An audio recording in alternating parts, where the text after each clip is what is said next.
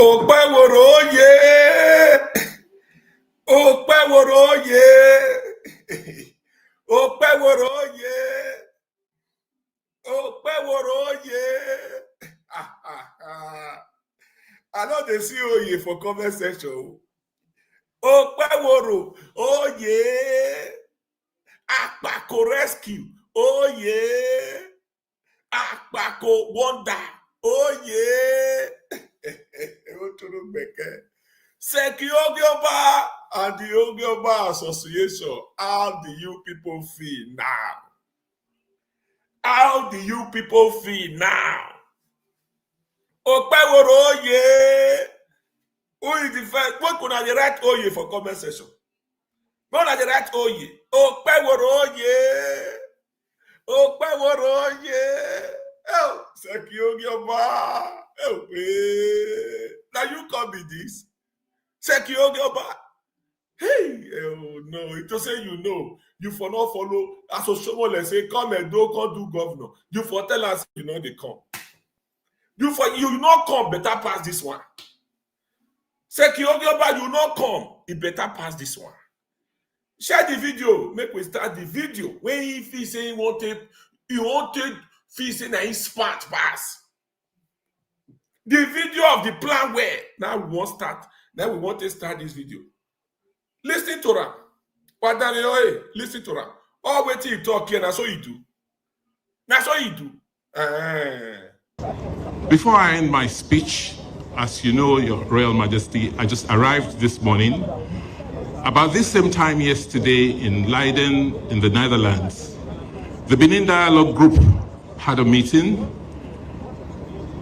And for those of you who don't know, the Benin Dialogue Group is made up of all the prominent museums in Europe, members of the Royal Court, and officials of the government of Edo State. At that meeting yesterday, let me listen to Ogioba. Who be this man? Kelly. Let me do this video. He say Obaseki, the first Edo State runaway. The first Edo State runaway. Ole Buruku. Oji. Oga Planwe. Ole Buruku. Ole. That's why I get one video where they do that time. Obaseki Ole. Obaseki Ole. Who see that video when I said that to me? Ole Buruku. Tiffy Jankoriko. See now, all your plan. No one goes, no one stand. No one. Not be you get artifact. Not be your papa palo. They forgot call that artifact. Then it don't artifact. All the years when artifact they deal with them, they compensate them with money. You carry that money, you all use year money, you just change, you betrayed our house. You say that you smart pass. Today, breaking news, my people. Breaking news. The government, Senator Modo Okpeworo, the entire government of our time, he don't revoke that land. So that site now belongs to Benin Central Hospital. Benin Central Hospital. All of them, when they talk that time, say, Okpeworo, they build the hospital for Urua. Edo South, it need hospital. Edo South need hospital. And they express all of them go, they come out now, they run partner for social media, say, Benin Central Hospital, they come. Benin Central Hospital, they come. Last time I checked now, I never see any of them run partner. And you know what we are going to we do video last time. We let people know. We beg governor say, I beg governor, look into Edo State. We need extra. We need extra hospital. Look into Edo State. We need the extra hospital. Look into our place. We need extra hospital. Una don't forget now. Nobody don't come out now. Don't go give us kudos. Make we plan continue. We get a lot of our leaders when we follow this broadcast today. Our Baba years they come now. Okay. We decided, and I assured the group that Benin Royal Museum will be built and completed before the 20th of October in 3 years' time. Wait till he call him. Benin what? Wait till una hear. Wait till Sekiogiomba talk. Wait till una hear there. Make I plan small. Make my papa carry on. I just arrived this morning. About this same time yesterday in Leiden, in the Netherlands, the Benin Dialogue Group had a meeting. And for those of you who don't know, the Benin Dialogue Group is made up of all the prominent museums in Europe, members of the royal court, and officials of the government of Edo State. At that meeting yesterday, we decided, and I assured the group, that a Benin Royal Museum will be built and completed before the 20th of October in 3 years' time.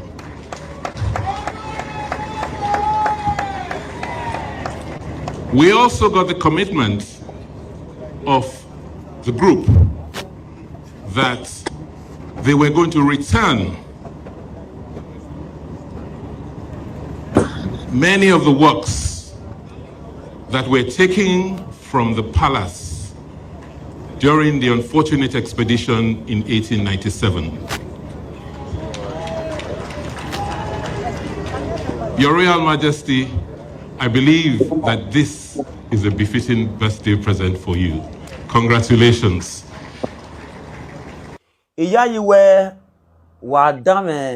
About this same time yesterday in Leiden, in the Netherlands, the Benin Dialogue Group had a meeting.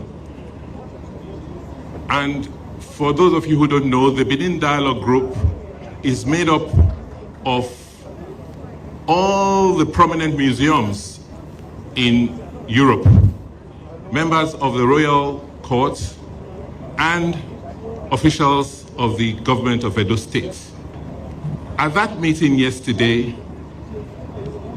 we decided, and I assured the group, that a Benin Royal Museum will be built and completed before the 20th of October in 3 years' time.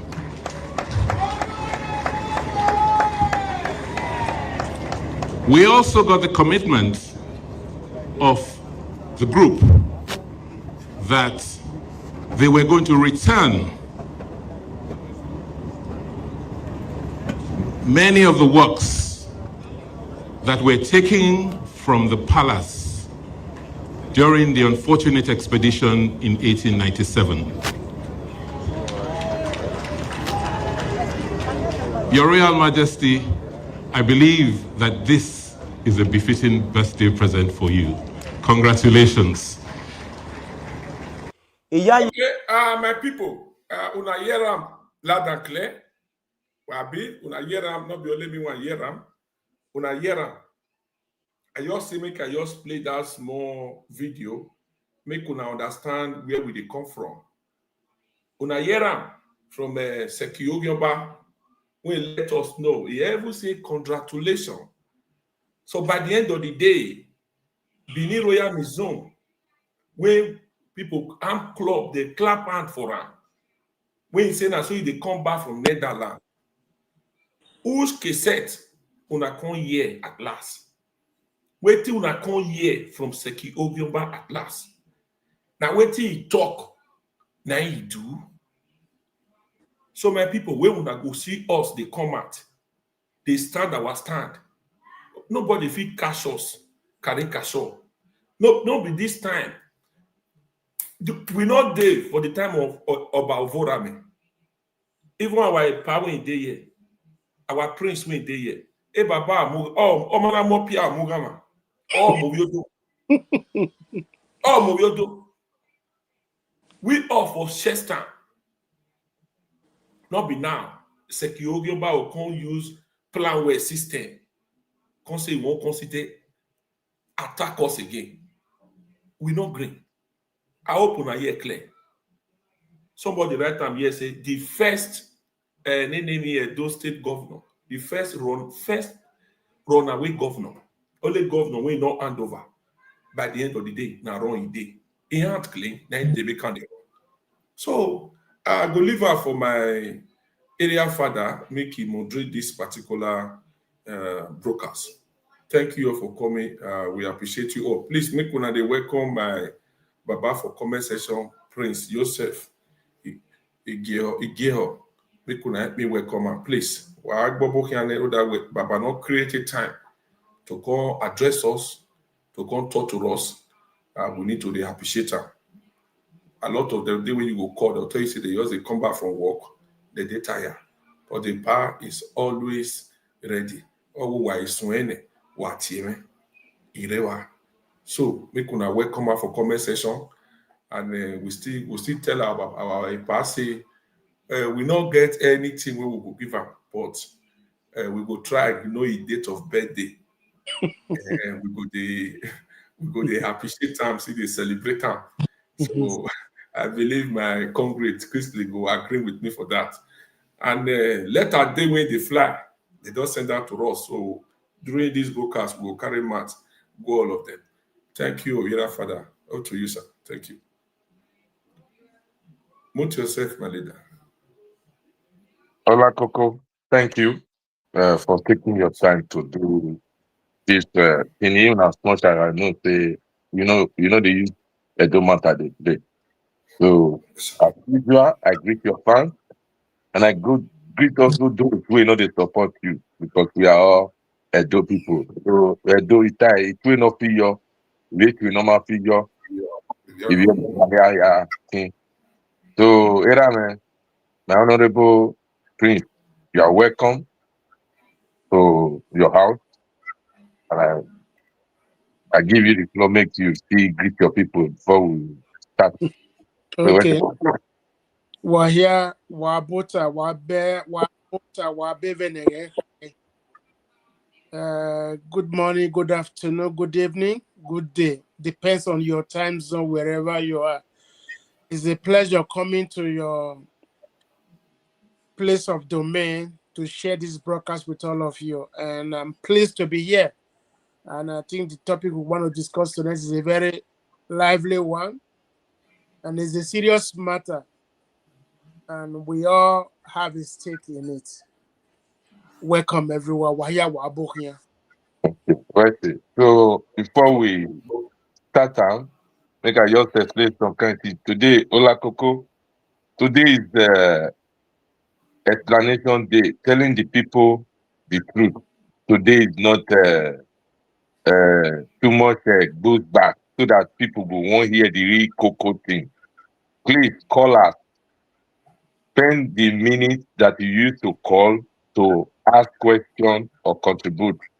If say you want it short well, another day now we go do it, because that one go take time.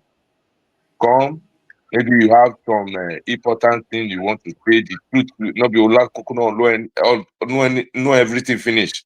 So spend that time to contribute to it, rather than the one who will take the good to say, I swear I wasted time in it, so that our Baba here, we are coming out to debunk a lot of things. The reason why we are out today, one, to clarify that Mowaa. Two, why is Edo community worldwide not coming out with a press statement or one thing or the other as a community, as a group? Three, what is the way forward? How to reawaken our youth so that in the near future, something like this, they will not be fooled again by the politician.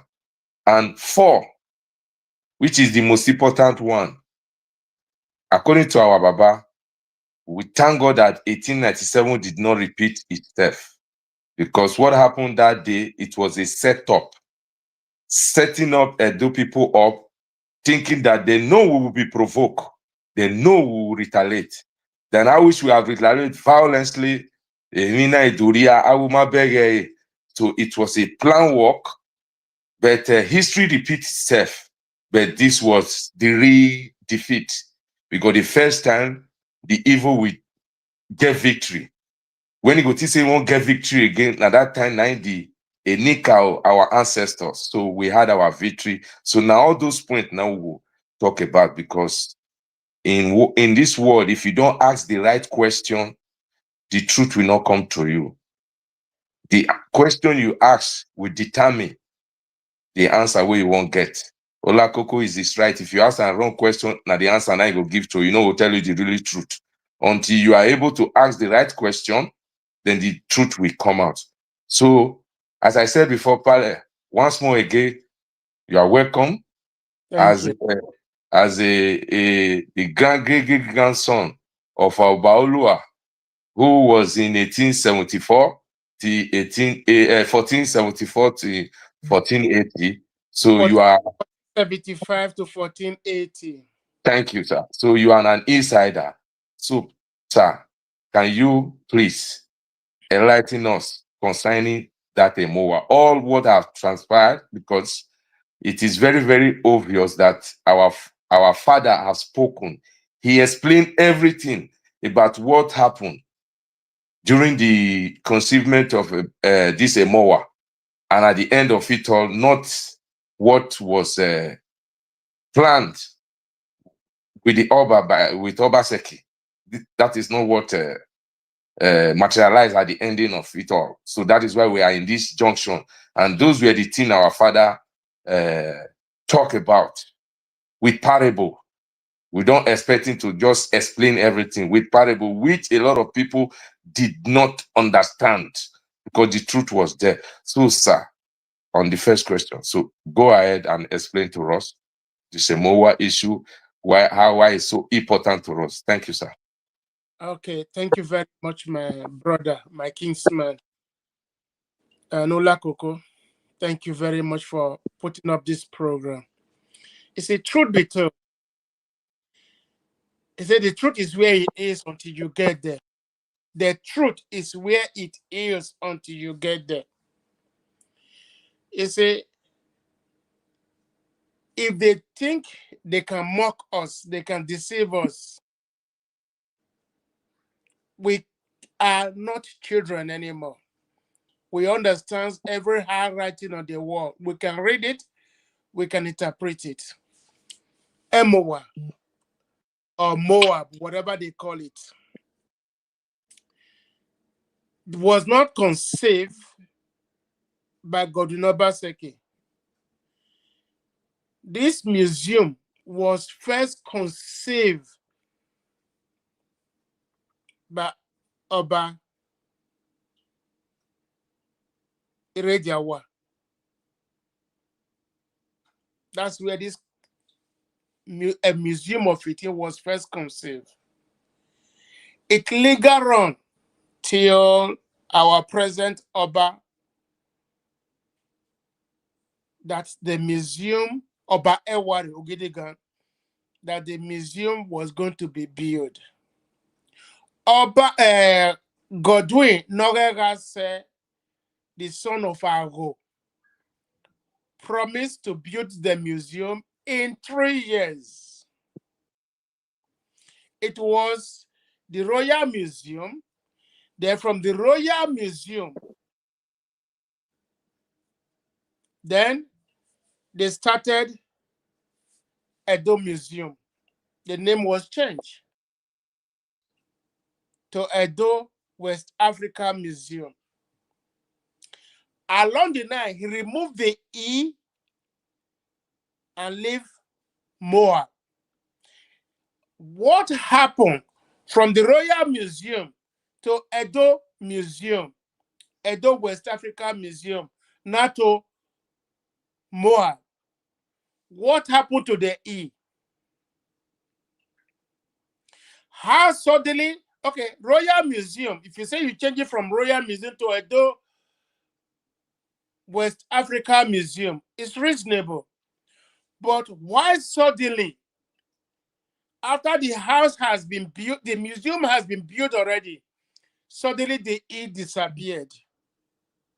That is the question we all need to ask. Now, I've listened to somebody this evening. I was listening to Channel TV. The guy, I forgot the guy's name. And he said the museum was built by private donor. If I were there, I would have asked him, if you said the museum were built by private donor, how come those state governor, invested 3-point-something billion into the museum? Where did he get the money from? The 3-point-something billion that were donated by the Edo State governor, Godwin Ogega said, the son of Ago. Where did he get the money from? That was Edo State money. Okay? Forgive me. I've made up my mind since yesterday never to add Obaseki to his name. I will tell you the reason. Obaseki is a title. It's not his father's name. Epao, so sorry to go fear your one. There is nothing like forgive there. Go ahead, sir. Name Okay. is the way you say it. Agbera just running it. Good. So his father's name is Ago. Obaseki is a chieftaincy title in Benin that was given to his father when Oba Ovurame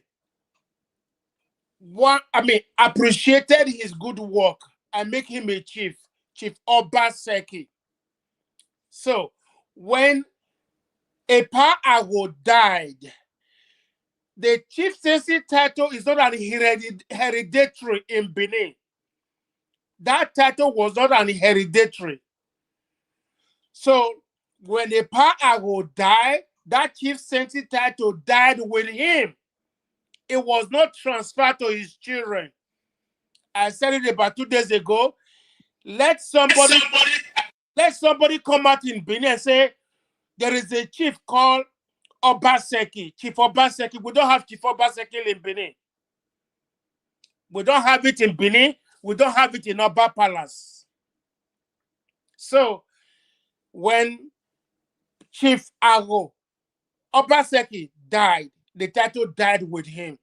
So we should call it what it is. His name is Godwin Nogegase Ago, the former governor of Edo State. Because the title would have continued if any of the Obaseki children become Obaseki of Benin. Please get it right. That Obaseki title would have continued till today, till tomorrow, if there were any of his sons who took up that title. None of his children is called Chief Obaseki of Benin. And today, nobody is called Obaseki. There is no such a title. So that is why, by right, I will call him the ex-governor of Edo State, Mr. Godwin Nogegase Ago.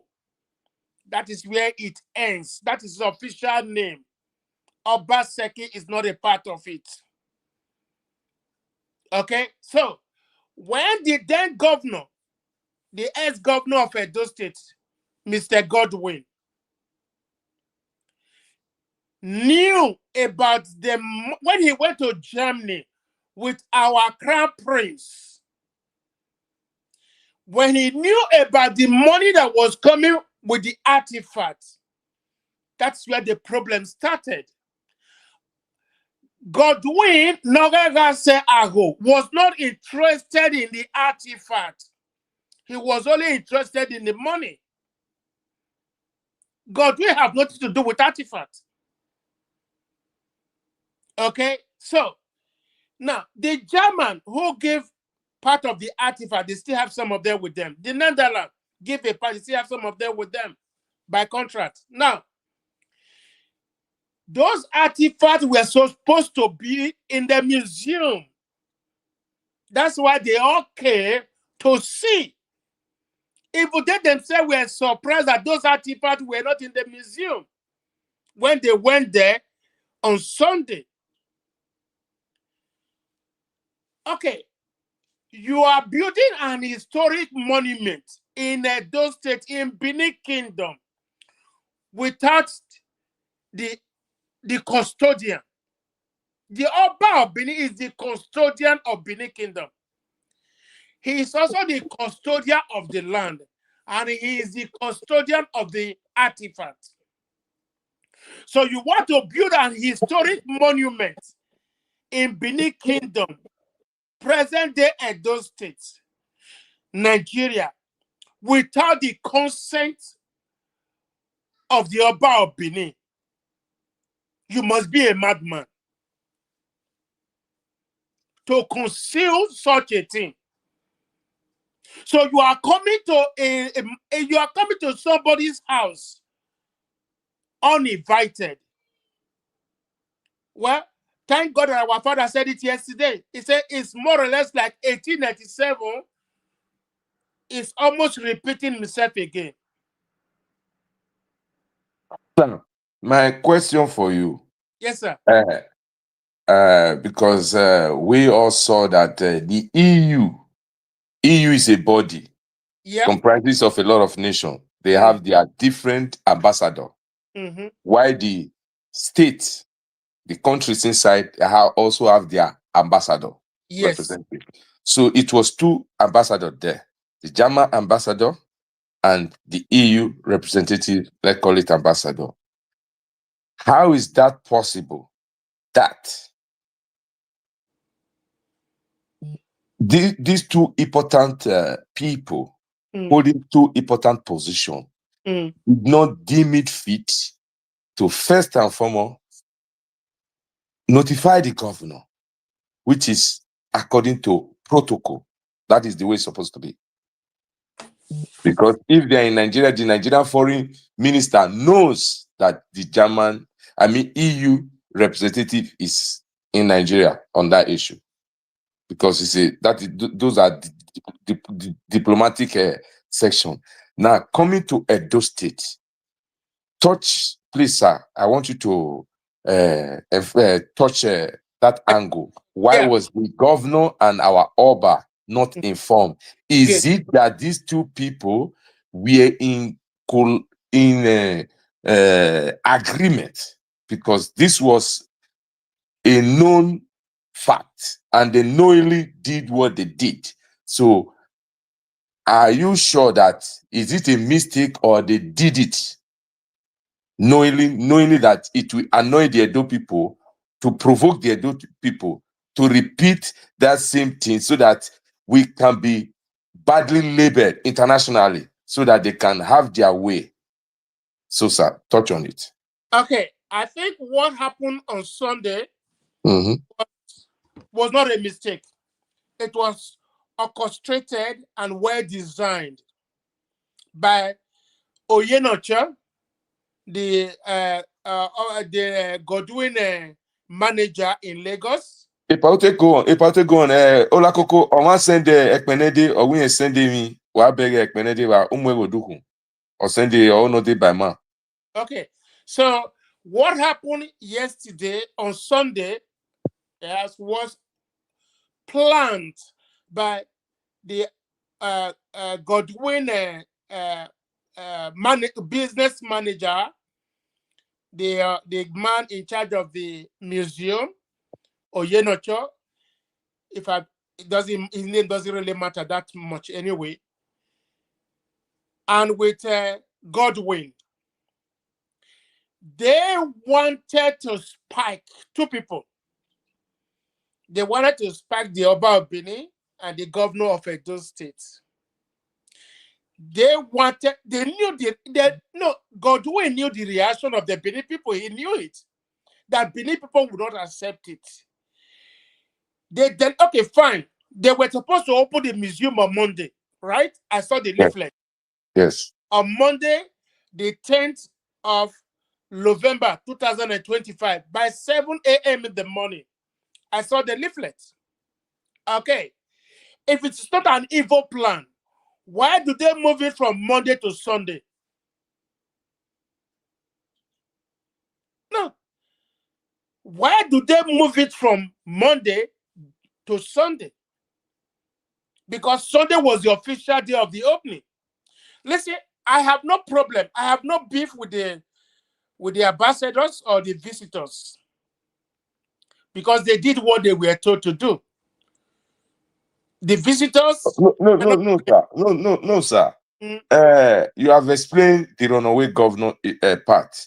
I mean, as a diplomat, according under the EU law, is the German ambassador and the EU representative not supposed to know that he must follow protocol.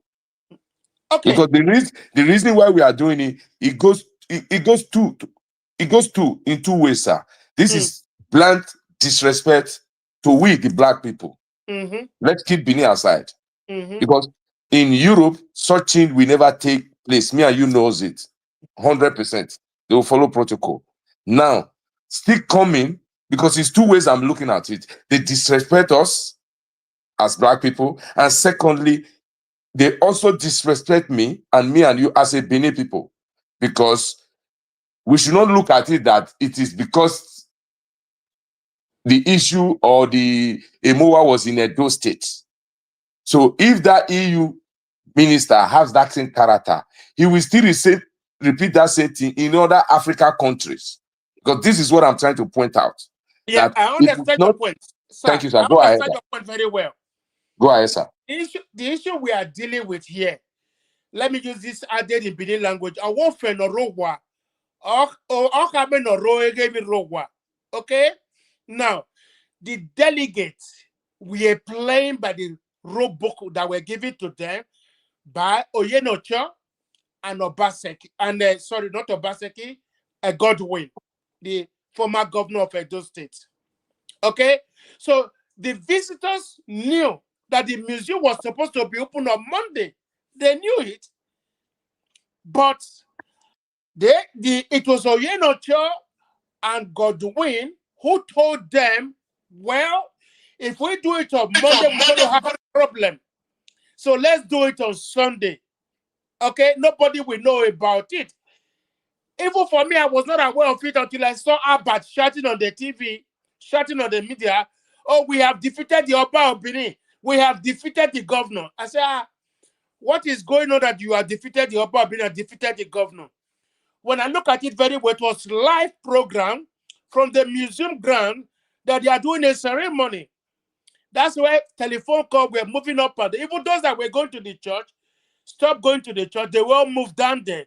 So it was orchestrated by Oyenocho and Godwin to secretly officially open the museum. To say, yeah, it is a private company.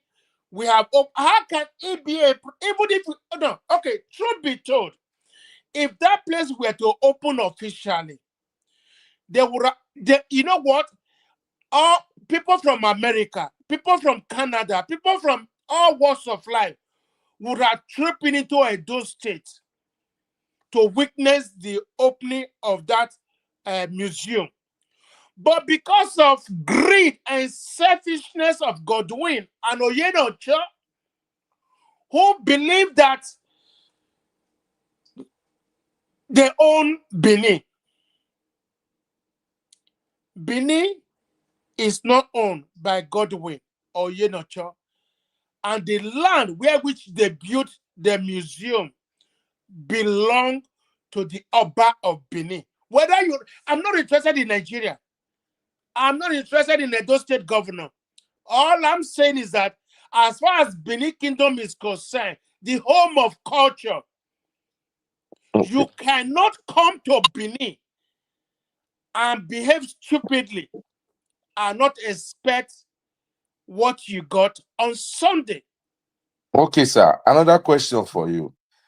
Ehenacho or in Muda in Naridi will not say he was not aware what is about to come, or the refuser from the Benin and from the royal house and the governor 2 days before that Sunday. The governor have already said they should wait that proper investigation.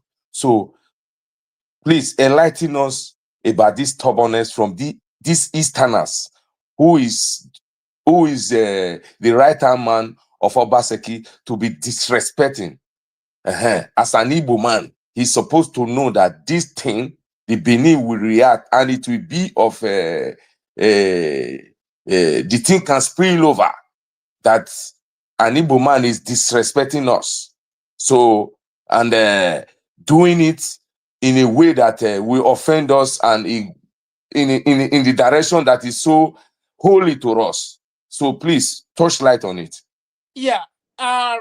Ojenokio, whatever his name is, there's a dead in Benin. Or where Oriobega Kenamo Oriobega Kenamo Joweji, Obomoto Oji, Oriobe, Ona Kenamo Joweji Vevo, Obomoto Oji. Oyenokio, no matter how stupid he is, he was being led by Godwin, because he's the Godwin manager. They said he's the one managing Godwin business in Lagos. So he's the one managing the museum. So Oyenocho,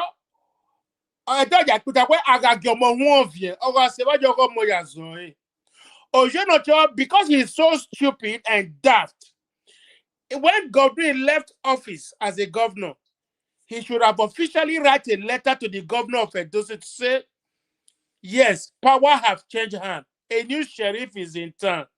We have come to pay homage to you regarding this museum, that this is the step we are taking, and this is what we are about to do. Then, if he is afraid to go to the palace, Oyenocho will say, well, this is a culture issue.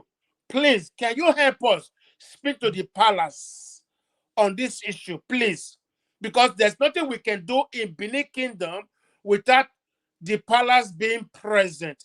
The governor would have then moved to the palace and notified the palace what is going on. Because Godwin has already told Oyenocho, whatever I said, stand in Benin. Okay? Oyenocho being stupid, I don't blame him. I blame Godwin, the ex-governor. Because Oyenocho, as an Igbo man, he knew that coming to Benin to do such a rubbish thing, the Benin will revoke. But Godwin, the ex-governor, has already assured Oyenocho, whatever I say stand, do it the way I want you to do it. If not, why did Godwin himself not come to Benin? You who built a museum, first in its kind in West Africa, they want to open the museum. You are not there. No. For example, you build a magnificent building. No, credit to the building. I love the building. It is a magnificent monument in Benin or in West Africa at large. But you who laid the foundation, you are not there to celebrate the opening of that foundation. Go ahead, Paulo. Go ahead. Go ahead, sir. Yeah. You who laid the foundation, and the foundation was built, and the house is built. Now they want to open the house. You are not there. Something is wrong. Something is totally wrong. You who laid the foundation, you are not there to do the opening of the house. You thought you have spent 3.something billion naira to contribute to the building, and you are not there for the opening. You are not sick. You are still very, very much alive. I heard that you are still here in London. Okay? While they were doing the opening of the building, you were here. I heard that you were in Manchester. Huh? So if all the ambassadors that came flew from wherever they were to Nigeria, and you could not come to join them in celebration, then which means something is wrong with you. You understand me? Because every man that built a house, we want to be there for the opening of that house. Okay, so what Oyenocho was doing he was doing it because that's what Godwin, the former governor, asked him to do. As a manager, he has no choice. Okay, sir. The next question, Olakoko, before I throw apart the next question, please, Oman, where accepting or sending the link, they accepted. Yeah, Omaya Pierre. Okay, so, okay, Epao, please, can you please now the most important question, the reason why we are out today. Why is the elders in diaspora, when I say elders, if our father today decide to leave Benin Kingdom and arrive in England, land in England, the Prime Minister will know, the Mayor of London will know, and the Ambassador will know, and the next leader that the Oba will ask of is the leader of Edo community. Am I correct, sir? Very true. So, from America to Europe and other West Africa countries where we have Edo community, why are they silent? Is it because some elders, which me and you know are in PDP, are Obaseki supporters? So is it not, why are these elders also not placing the interest of Edo people above their political affiliation? Why is our elders keeping silent? Because this silent, it is purposely. It is not that they don't know. They know. So a lot of them are in PDP, a lot of them are in APC. I know maybe they are wrangling. Nobody can agree on because they are on two different sides. Are they not supposed to know that it is Edo first before any political parties? Why our leaders, our elders in Europe are quiet? Because if you go to social media, this is what the youth are saying. The last time we were in TikTok, people also ask you this question. They are annoyed that say, why our elders keep it silent? So as an elder man, maybe a member of also Edo community, I'm also part of it also. Why are we making this mistake? I'm the PRO of Edo Community Vienna. Thank you, sir. Okay, it's a fine question you have asked. Why are the elders keeping quiet? The truth is that they are not keeping quiet. Because the reason why I say they are not keeping quiet, because I am a member of Benin Union in London here. Okay? We meet once in a month, the last Sunday of the month. Okay? We discuss every issue that has to do with Benin, the current and fair. We do it every last Sunday of the month. They are not keeping quiet. They are talking. Okay? And in their own way, they are talking because of where no magua everon or everoiko. Now, they are talking. Not all of them are. I think what you were expecting, you want to see a lot of them on the social media. I would say to that, all of them. If not a social media, sir, there must be a press briefing. Yeah. United one. Yes. Thank you, sir. In Benin here, I so much praise. Okay, we have two leaders here in Benin. We have the Odionwere of Benin. We have the Odionwere from Benin Palace. And we have the Benin Union president, which is elected. Now, the Odionwere Council are very, very active. And the Benin Union president is very, very active. Okay? Now, when you talk about press briefing, why are they not doing press briefing? Okay, today's what That is to condemn what you said they are doing, sir. I believe you, but Europe is not aware about the silent underwork what they are doing. If there is a press release, Mm. united, standing that we are against this thing, we are for this, and we are also against the riflers, those talk that has been employed by Obaseki to be insulting our royal house. I believe it will also have a headway. Then other people will also know that. Maybe I give you an example, like in England now, if there is a press release from the Edo way and also the Edo community, the Edo people will know that, oh, this is a stand. I know not everybody will agree, because not everybody will is Edo, but this is a stand of we, because we are the representative of Edo people. So we must air our view. Either we are supporting the Obaseki, or we said no, we are against this thing. But our silence, doing something underground, is unknown to the youth, and the youth is now annoyed that their elders are keeping quiet. You heard it loud and clear that day, sir. Thank you. Yeah, based on that note, what you just said now, the Ojo Way Council is a body, okay? They meet also once in a month. The Benin Union is also a body. They meet once in a month, okay? Their president cannot just on his own write a letter, okay? I remember a few times we've written serious letters. We always meet to deliberate. To say, okay, this is what we want to do, and this is where we want to do it. This issue now we are talking about now happened about a few days ago. Okay, just about 3 days ago now. And today is what? Today is 11, right? The next meeting is going to be at the end of the month. I think the last Sunday of the month is even on our WhatsApp chat. The topic is going on our WhatsApp chat, okay? Because we have the Benin Union in London have a WhatsApp chat. Just the way we are talking now, the WhatsApp chat is full of this discussion, okay? Including me. We are all talking on the WhatsApp chat. Every time I post on our WhatsApp. Everybody is talking about it.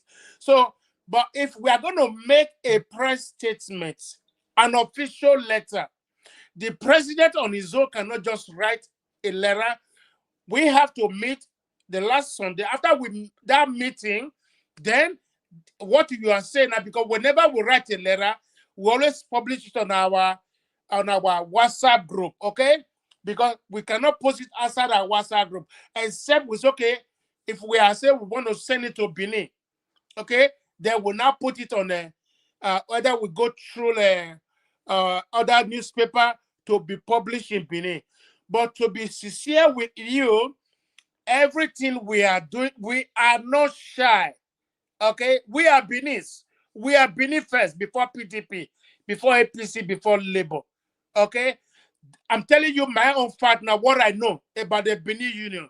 We are not quiet, and we are very vocal, and we are very, when it comes to the palace, we don't give a fuck to anyone, and we don't joke with it.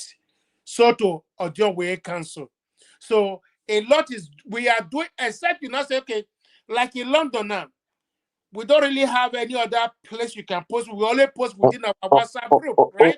Okay, sir. You just gave an instance with the region, the location where you are residing, which is in London. Yes, sir. Quite understood. In a place like in America, they have 52 states, Canada, in Europe also, where I am also, we are all silent. You cannot still tell me that what you just explained, that the way you people has been acting or what you have been doing in Edo Union, the one you belongs to, that is not what is taking place in Austria or in Germany. What is taking place, that is making a lot of us to, there are things when it comes to Benin, when it comes to emergency. The president, in reality, if not because we have allowed politics and disunity to cripple into our midst, in issue like this, the president's supposed to know what to say. Awe ana arobi Roma, aikayati meeting where this is how we will react. That is one. If I'm I'm true to the question, no one okay. The secondly, It is because, like I said before, a lot of Edo Union are politically divided, which you also know. Yeah. The last election nearly caused fight in nearly half of Edo Union worldwide. Some are PDP, some are APC.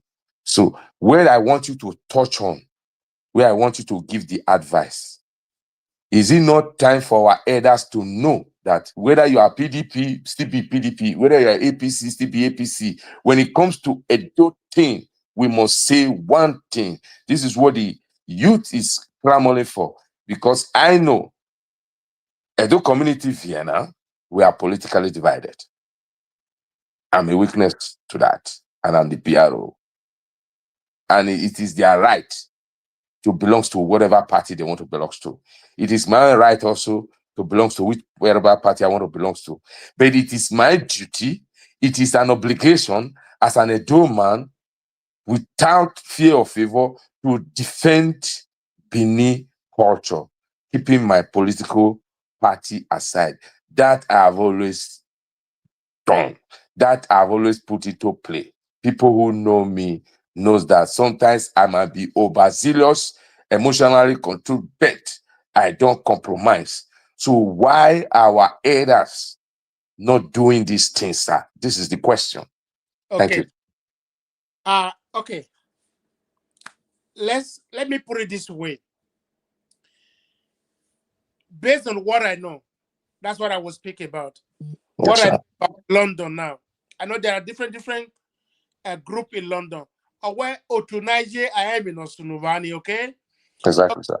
If I'm not in your WhatsApp group, I will not know what you are posting on your WhatsApp group, okay? Like on TikTok now. TikTok, you can stroll on TikTok straight market because you can enter anybody's chat and see what they are doing. But on WhatsApp, if I'm not in your WhatsApp group, I will not be able to know what your WhatsApp group is doing. So, because I'm in Benin Union WhatsApp group, that's why I'm able to tell you what is happening in Benin Union WhatsApp group. Now, if what you are indirectly saying is that it is time for us to come together as one, irrespective of our affiliation in different parties, which is very good, which is right. By Sunday, by the grace of God, this question you throw to me now, I'm going to speak to the president of Benin Union to say, please, sir, can you use your office? Now let us contact every other Benin Union all over the world to form an association of oneness for the sake of what we believe. So if the oneness, because I don't know whether he do have a communication with them as a president, but now, if I'm in the meeting, the end of this Sunday of this month, I'm going to tell him, sir, do you have a venue of reaching every other Benin Union president? If he say yes, he do, then ask, okay, is it okay? Is it not time that all the Benin Union Association all over the world should unite together as a team and also to speak with one voice in every issue that has to do with the Benin people and with the palace in particular?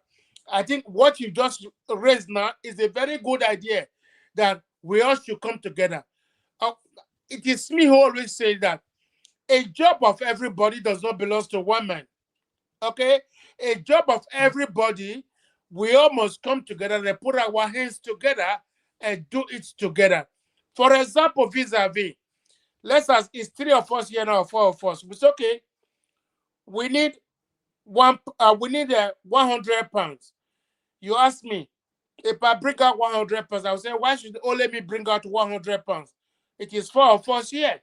But if 4 of us break ranks, okay, let's share it. 100 pounds, 250, 250. Before you know it, 100 pounds is complete. Okay,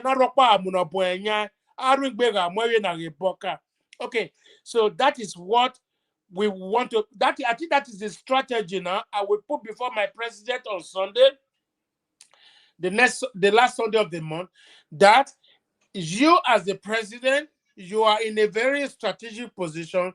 Use your good office.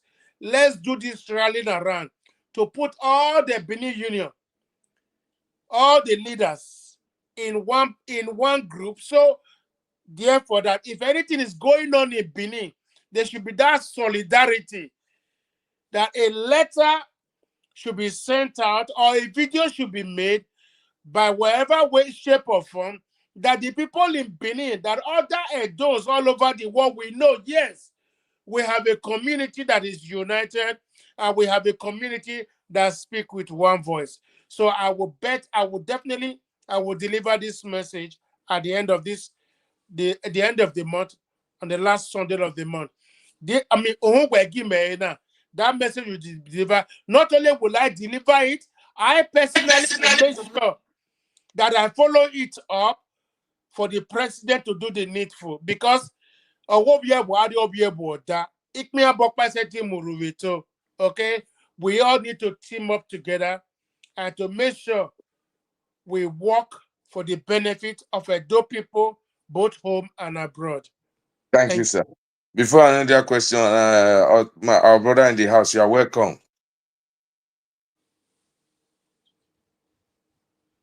Our brother in the house, you are welcome, sir. Yeah. Can you people hear me? Yeah, we hear you already. Okay, we greet you. Okay. Okay. Yeah, Pakisley, that this your question was a very, very nice question. Very good one. I was part of an OGBK group where they have about more than 1,000 followers in that WhatsApp group. If Pakisley, you can testify about that. Exactly. That very group, there was a time when all these people started writing rubbish about Palace. So I was the only one coming out, and you now came to join me. Exactly. You now came to join me, and all those stuff. Then we now left. When we left, Igbonesu personally called me privately to appeal with me that he want to bring me back and all those stuff. And I let him know about some stuff that is going on there. So he had me. When he had me, so it took me time before I accept. And I noticed that in that very group, they have a lot of air worker children in that group. Frankie Rabo is in that group. Even there was one person that I see engaged with one time. The person went to go and bring Ogiame video and put it in that particular group. They refused to delete that video. I was the one that ever came out, started attacking that person, that he have to delete that video. Then one of our brother again joined me. Then if you put if these people in that group, a lot of them are Obaseki supporters. When you see that they will be writing rubbish indirectly, some of them directly to the palace, Igbinosi will not delete it. But once you come in, he will delete it. Once you put any video that we use to counter Obaseki, he will delete it. Then he went to go and create another group again. He said that is a political group, which if you want to talk about politics, you can go there to go and discuss politics there. Then I noticed that very group, Apostle Inosa is in that group. Apostle Uyinosa, who said he want to go and blow his father's house, is in that group. Even there was a time, that was recently about that Yaloja something. The letter that Frankie Rabot wrote from the palace, before Frankie Rabot published that letter out, it was that group he put it first. When he put it in the group, one particular lady who is always attacking palace, he say, oh, he say there are some errors in this letter. And I was surprised Frankie Rabot even replied. He said, can you pinpoint any of the errors here? I was shocked. Frankie Rabot is in this group. And a lot of Obaseki supporters, even Igbinesu, they were all against the palace. You know, the last one, yeah, that was about a few days ago before before he personally removed me from the group. He said I should stop calling people Oyomba. That is what he told me before he removed me from the group. Okay, sir. You know, Okay, sir. so they have a group like that. None of them can ever come out with a statement that we condemn the heart of what this Ehena Shaw or Basiki. They don't do it. So what is the purpose of having a larger group like that? Huh? We have a Benin community here. How many of them have ever come out to petition Abat? Okay, All of them keep thank mute. you, thank you, my brother. So I just that was a nice one. A lot of people know you on the background already. I just make I not leave you for the background. So, Yes, Ipa, sir. another question for you also because I know question on it. Then before we start taking questions, I have a lot of questions in Mavek Benere. They call us So the last question for you, sir. Don't you think it is now time for us to, because 80% of our market women don't even know what is taking place in the social media, what they have been doing. Don't you think it's time for us now to gather it and give all these videos that they are using to insult their father to Avi, all the head of Iyeki, for them to for them to look at it and pray for those doing it? Don't you think it's time for us now? We have gotten to that junction because we have been keeping quiet.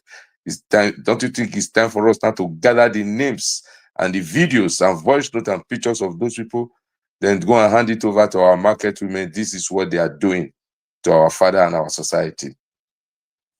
Okay, thank you very much, sir, for that question. First and foremost, the Yaki issue is still very fresh, and they are still trying to regroup. And some markets have their Yaki already. Some are still thinking whether they should have it or not, and they see a lot of issue going on with the Yaki. So the Yaki issue right now is that if we are able to liaise with our brother, what is his name again?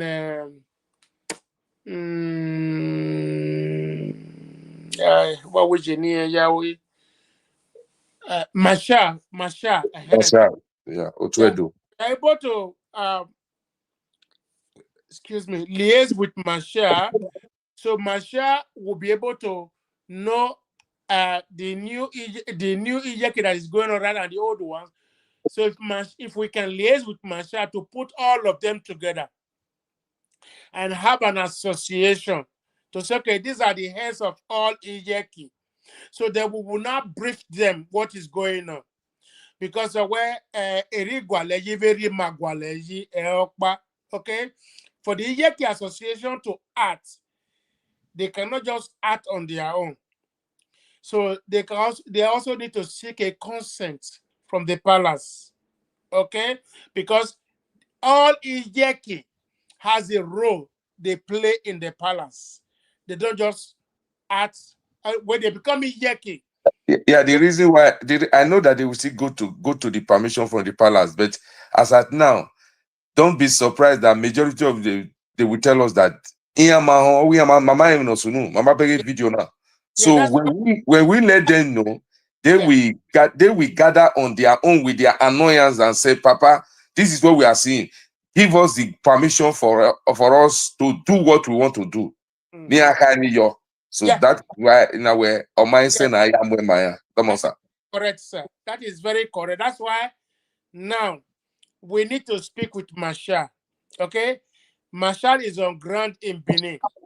And Masha Yes. is the one going around all the markets where they are doing their election and not seeing all of them because God bless that young man. He has Amen. taken it upon himself now to be visiting every market to make sure every market has proper Ijeki, not artificial Ijeki. So through Masha now, it is through him we will not be able to know, because the last time I spoke to him, he said he has most of them, he has their phone number. which is very, very easy now for him to reach them. So when we reach out to Masha, we'll tell Masha, this is what we are suggesting. So Masha will not take it to the women and discuss with them. When they agree to it, then they will now go and seek a clearance, because for Ejeki to come out and make a proclamation, then they need approval to do that. They can't do that only individually, they can do it, but as a group, okay, then they will need a permission from the palace to be able to do that. Because of where Oboga Ariake, because they are not just Iyeki leader, they have a role they play in the palace. They're almost like the palace representative in the market. So whatever they do as an Iyeki, they have to be a clearance. So it's a very good idea. Okay, sir. I will put it before Masha. I will call him and tell him your suggestion. If we have opportunity, we'll make it a kind of a conference call. Then we put it before him. Let's also hear his opinion. Exactly, sir. Yeah, let's hear his opinion. Then we see how we can take it further. So far, good in name. Then, which means whatever ways I can take you out of my way, I will. So that's what it is. So, you're not take me out. The Martin or you're not take me out. If you know the logo back here, or can be Ryan. Sir. So a very sensitive question, sir. Yes, very sensitive. And you are playing a very, very big role in it. You have been playing a role here in Europe as our father, and another role again as a son of our former Oba Olua. So Gig's son, working. So it's direct line. So now we know that a lot of Enigye was suspended, and you alone here is the only one who have placed the interest of the state, the interest of the kingdom above your own personal family interest. And we commend you because you came out live to condemn that, in as much as your own lineage was part of the suspended one, you are the only one who stand up and stood with the Oba and said the Oba did a right thing. And if you had your way, you can beg for clemency. But the Oba decision is the final. Whatever he says is what you stand on. We have found out that majority of the supporters in Europe are the sons of these former Enigies and chief also, who have been stopped from their criminal act of selling land, because a lot of them are annoyed because a lot of Edo people don't know what is taking place, that we have a multitude of people writing, you will hear their name, but people don't know that these people writing, their family have been suspended. So, sir, I want you to touch light also on it, because as a son of a former Enogie, who did not shy away by standing for the truth, why are the other sons and daughters of this Enigi coming out to support their father in the wrong manner? So, and also to fuel the wahala. So, sir, Egwi will not in Katai were very sensitive. Sorry, sir, if I ask you. No. To be sorry about. Bayoko, you feel free to off your video, okay? So that means yours do okay. If you like, leave one like this. If you like, off one. And your voice will want to hear. Okay, if I go ahead, answer. Okay. I knew what happened.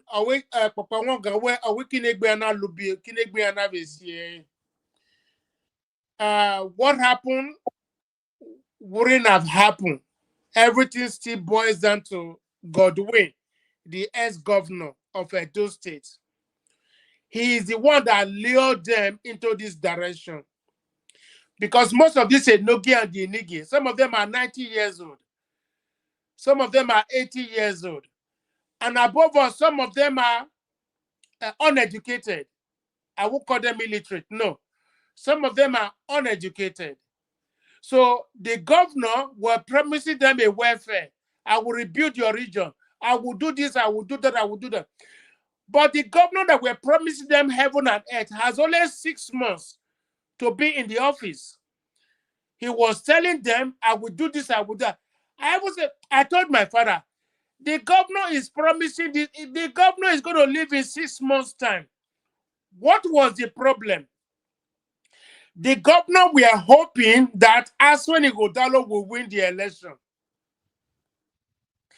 I personally, I intervened before the suspension happened.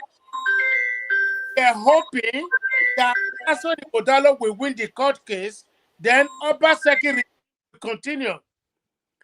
But unfortunately is that Enika Oevie, Enika Ona fear with you,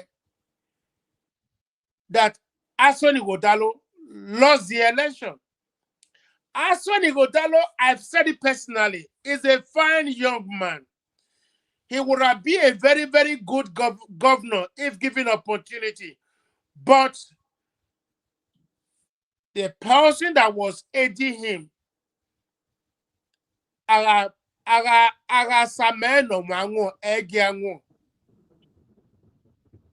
that was the problem. So the issue of the Enogi and the Enigi, I mean, their relatives, their children are the one causing the problem now. Yeah, the reason why some of them are quiet, or where it can't be better.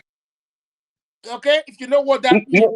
No, sir, they are not quiet. They are writing against the palace. That's what I'm saying now. That's what I'm trying to tell you. Because to their mind and to their ignorance, not knowing the history and the historic monument of the seat of the Oba of Benin, that stood, if a child of 1 year is on top of that stool, a man of 100 years old will lie down flat to prostrate, to honor the man on that stool, that little boy of 2 or 3 years old. The 100 years old man is not nearly down before the young boy. The 100 years old man is nearly down because of that stool that the people, all the ancestors of about thousands of years have sat down on that stool. That's what the old man is nearly down before. The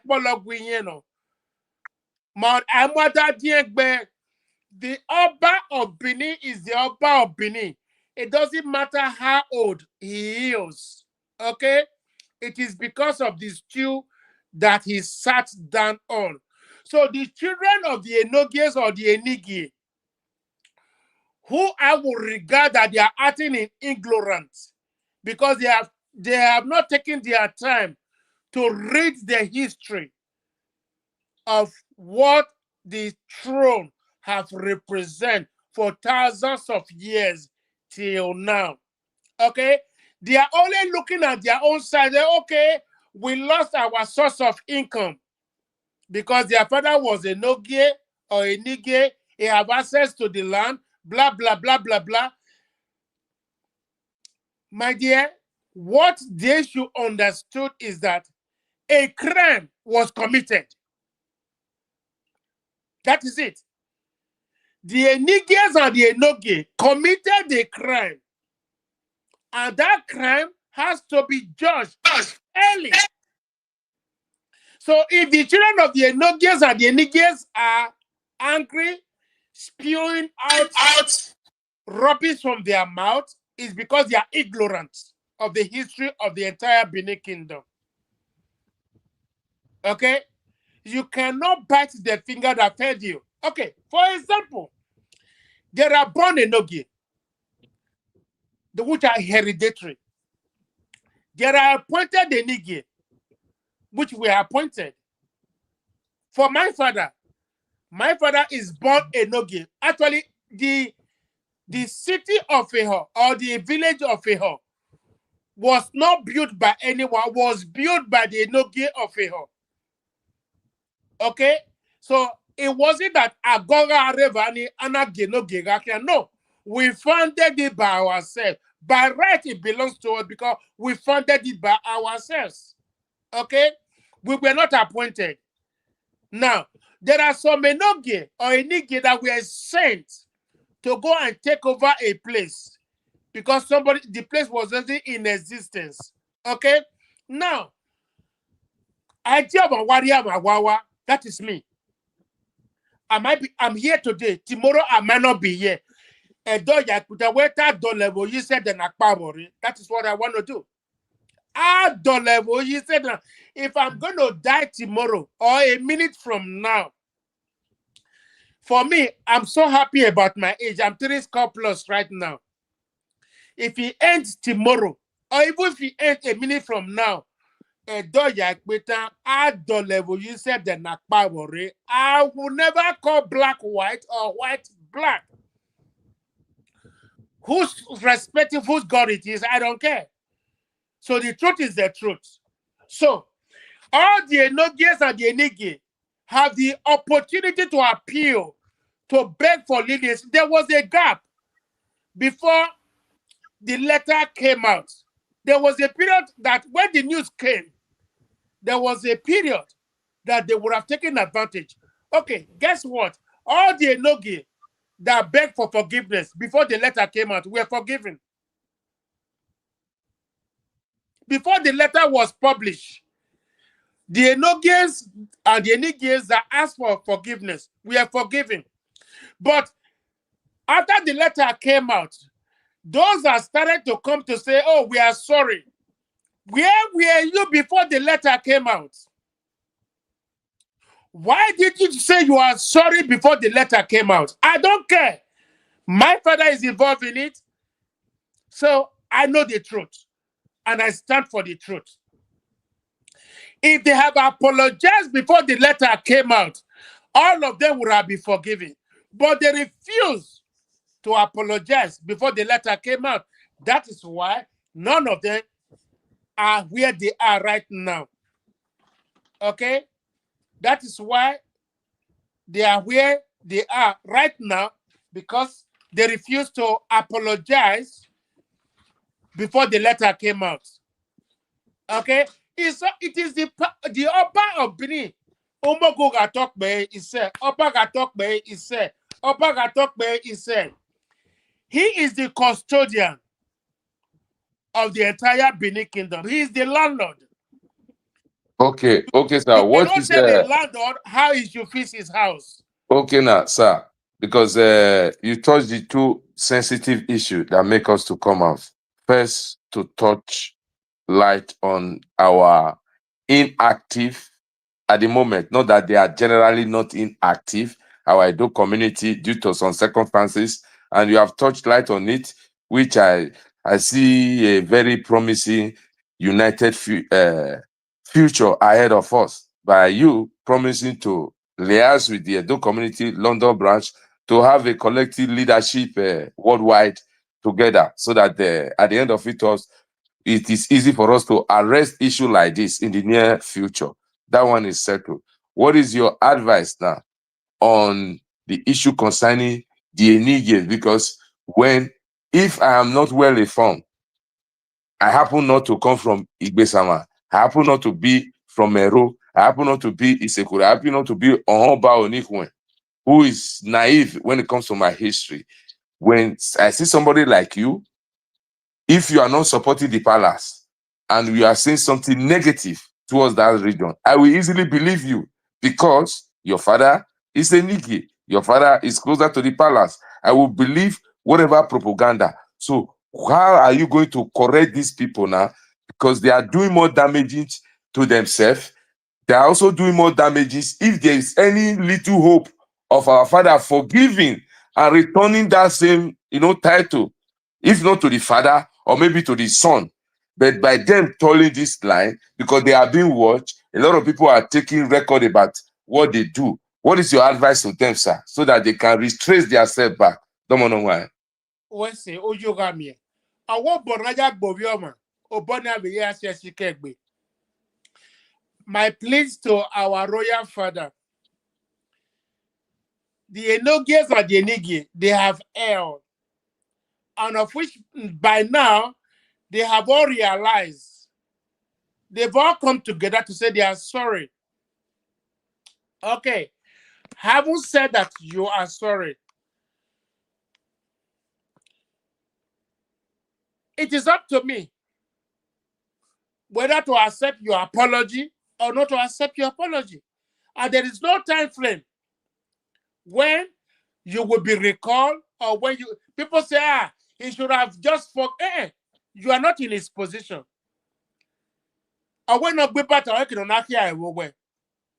Okay?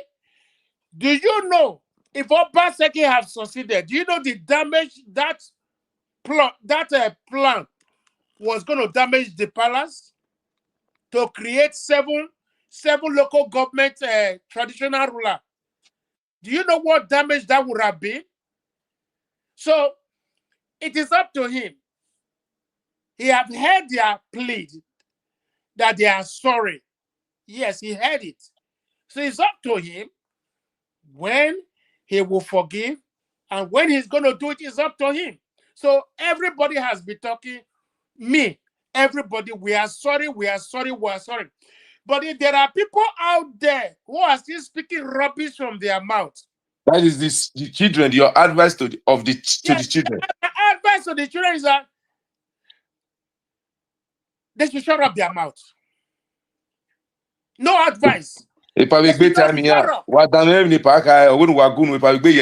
No, all the children of the Enogies and the Enigi, look for me, Joseph Ogeo. Look for my number, called me. What I'm saying is that if your father were guilty, just the way my father were guilty, whether they say they are guilty or they are not guilty, but according to Eriman or Rekete, you have offended him. Whether you call it offense or not, to him, you have offended him, and he has also put it before you that you have offended him. You have come to say you are sorry. You want forgiveness. It is up to him to forgive you, to return you to your position, or peradventure to give the position to your son, whenever he chooses. But at this moment, all the Enogis and the Enigis and their children, please do not exacerbate the matter. Don't add petrol to the fire. All I will say to you, whenever you open your mouth in the public, let it be that that one day Erima Venikau will turn around to say, okay, fine. All the Enogis, go back to your position. Until then, don't make the matter worse. Because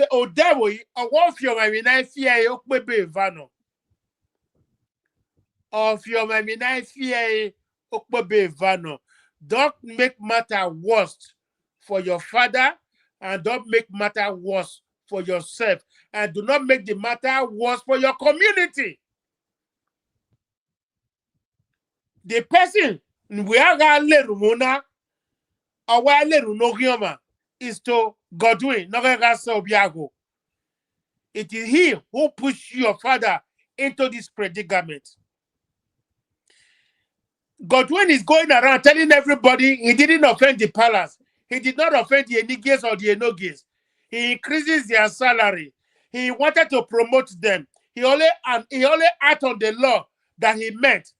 I am waiting for him in London to say that rubbish before me, that he did not offend the palace. He did not offend the Enogis and the Enigi.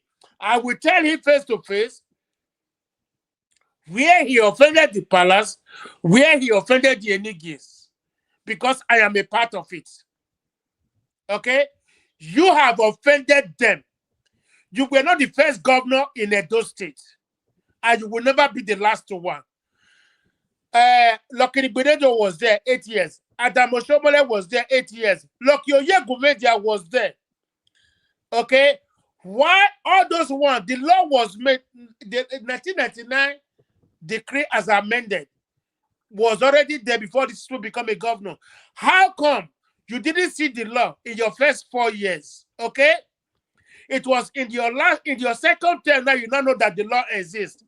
By that you were fighting for the artifact. It was then that you now remember that the law was there, that you want to make good of the law.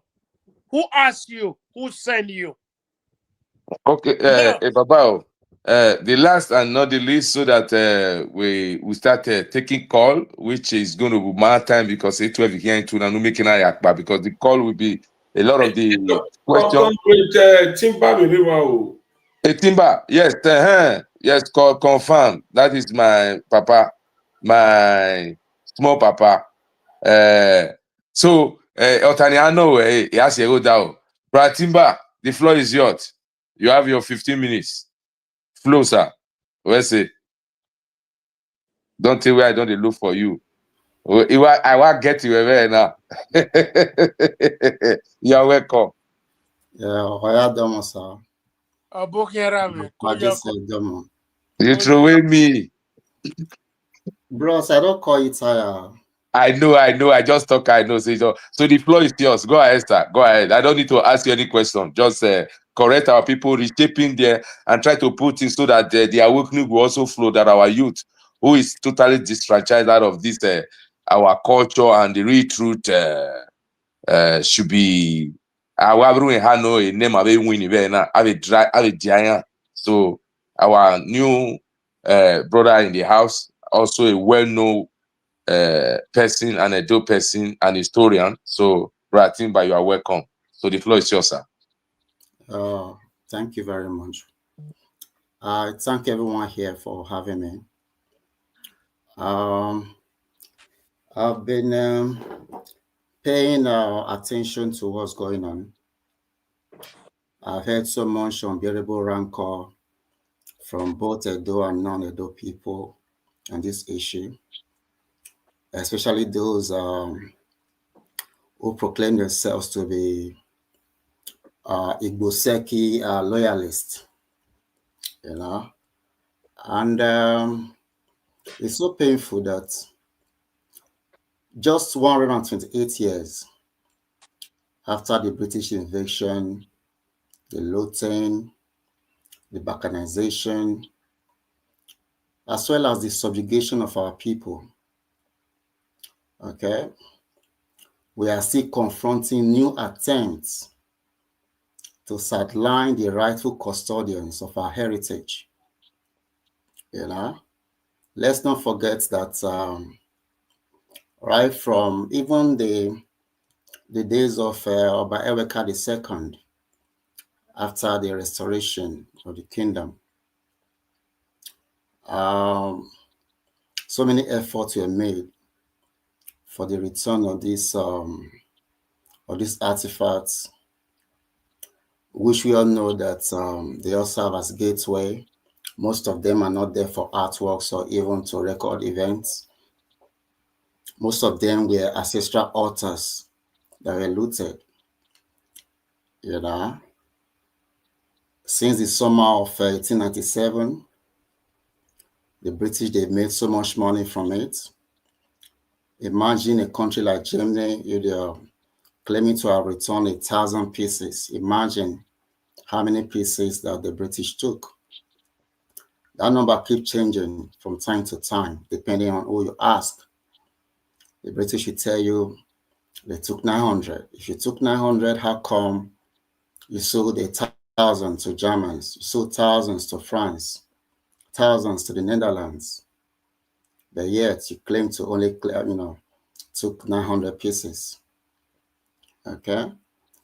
But from research, we find out that it's actually over 14,000 pieces that were looted. And Ola Koko, is Timba audible? We are him nota. Loud and clear. Okay, go ahead, sir. Okay.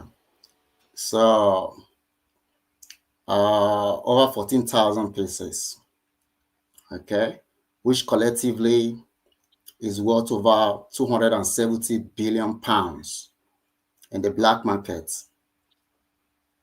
you know. So you can imagine the enormous wealth of resources. You can imagine the pride that we get when we see all these artifacts being displayed, whether that be in the Smithsonian museums, whether that be in the British Museum or museums in Chicago, New York. As a matter of fact, according to a professor at Jesus College at Oxford University, he boldly proclaimed that if your museum does not have the Benin artifacts, it is not considered to be a prestigious museum. So the Benin artifact is a validation, okay, to determine whether a museum is deemed prestigious or not. You see? So, but the sad thing is this. We keep talking about the artifacts, and rightly so. However, we don't talk about the balkanization that has happened since we lost the war against the British. The fact that we lost the war is not supposed to be a guarantee that our culture, our traditions, our customs and value as a people, will automatically be lost. Okay? Look at the balkanization. They came up with 3 political languages and used it as an instrument for territorial adjustments, boundary adjustments. Languages that never happened before. When we fought the Benin-Akure War, between 1816 and 1822, was it called the Benin-Yoruba War? No, it was Benin-Akure, and Akure was part of us. The Udezi of Akure, which they now call Deji, it was just some tax issues, tributary, because we were running a tributary empire that never practiced any form of policy of assimilation. That was a loophole that the British, exploited and began to create these 3 political languages, So just as we are talking about the artifacts, we should be talking about our territories that were lost or that is being currently occupied by people, who so far they are making every effort to write themselves into our history, And you can see the handwriting is already on the wall. Just go and take a look at the so-called Board of Trustees of this Mowaa. You're not going to see any prominent Edo man there. These are people that are going to be involved in the research, archaeology and everything. In the next 5 years, they're going to come up with a report that is going to totally invalidate our history that has been carefully documented. And our future generation, our children, our grandchildren, they will have to come and face this battle once again. You see, after decades of seeking the return of our prestigious artifacts, the powers that be continue to look for ways to subvert and divert the custodianship. So I like what we are doing. We must start firm, united, and ensure that they do not succeed. 128 years after invasion and looting, you can imagine that our custodianship is still under the threat of Wazobia, the threats of the British. So it's so sad. It's so sad. The issue is already here. We have to look for ways to solve them. So many misinformation going on the internet, in the news. Yeah, you have the Arise, the Channels TV and all of that. They are very, very happy to jump into that conversation, of Togri. Oh, talks were there. They sent some boys there. We are no longer playing the politics of Togri. How did the British come into our land? Was it not through Togri and barbarism? Are we going to forget about the fact that our chiefs, many of them were slaughtered, they were hanged after a kangaroo court. Others decide to take, unalive themselves so they will not meet that same level of ignominy. You see, public executions. Are we going to forget about the thousands of our women that were raped? And after the British raped them, they set them ablaze. They set them ablaze. And these people want to talk to us about civilization. You see? They went to the center for, because we believe in death penalty in Benin Kingdom. So many countries in the world at that time believe in it.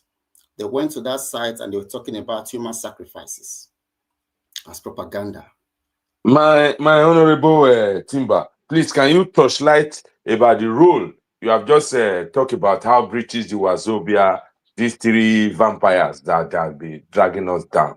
Can you also touch light on our people who were the enablers that allowed that make it easy for the British to carry out that barbaric act? Because one of them is the one that came back as a governor. Please, can you just touch light? Because a lot of Edo people, like what is taking place now in social media, that Adi Godwin is the reincarnation of Ago, that Ago never betrayed. This what happened, what is happening now, it was what I was trying to do to bring development. That is what happened, that we are calling betrayal. That is why he came again. So please, sir, touch light on it so that as an historian, so that those who know about the role the Ago played then in betraying the Oba and betraying the kingdom and making it easy for the British to succeed in doing what they did. Thank you, sir. Yeah, I'm going to start from because you asked, the questions you asked are a bit multifaceted, so I'm going to try to pick them apart. We talked about you inferred about the Wazobia group, and then you talk about the enablers from the Edo tribe as well. Okay. The first thing that I'm going to say is this.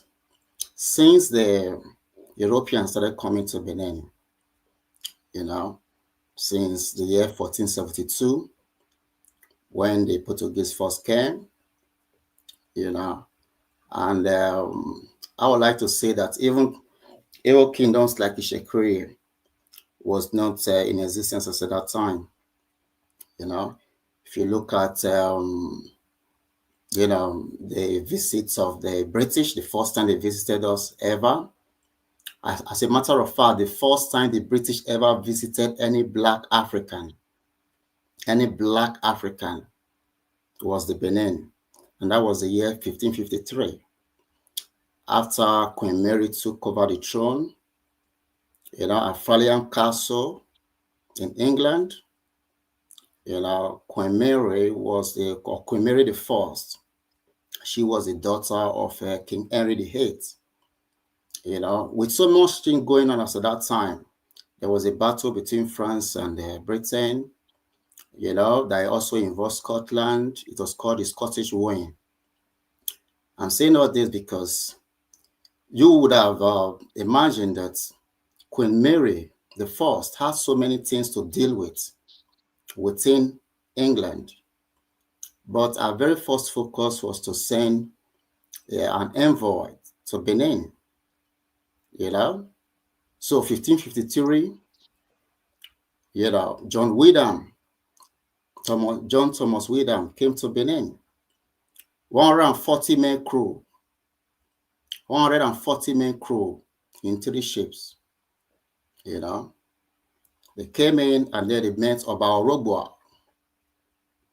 They gave a glowing description of about Orogboa. They talked about the power, the glory, and they even talked about the so many Portuguese that were in the Benin army, in the Benin Royal Court, including the Weber Society, Remember that Oba Esige created the Iwoki Society, which is a part of the Iwebo Society that were responsible for celestial navigation, and astrology.